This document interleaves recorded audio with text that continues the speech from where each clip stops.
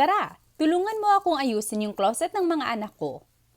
4 ang anak ko at swerte kami kasi palagi kaming binibigyan ng gamit ng mga lolo at lola nila. Yun nga lang, sa dami ng binibigay nila, minsan hindi ko naliligpit ng maayos tapos hindi ko na mahanap kapag kailangan ko na. Kaya naisip kong bumili ng mga lalagyan para mas madaling ayusin yung mga damit at para mas madaling hanapin sa susunod. Unang-una, inisa-isa ko yung mga damit at pinili ko yung mga magagamit pa namin. Tapos, dinonate ko yung mga hindi na namin kailangan, yung mga maliliit na o yung mga sobra-sobra. Grabe, ang daming gamit talaga. Pagkatapos, hiniwalay ko yung mga damit ayon sa edad. Kaya pag kailangan ko na yung pangbabaeng damit na size 2T, madali ko nang mahahanap. Mas nagiging masaya ako kapag maayos ang bahay. Ayoko na masyadong maraming kalat at ayoko ng masyadong maraming gamit.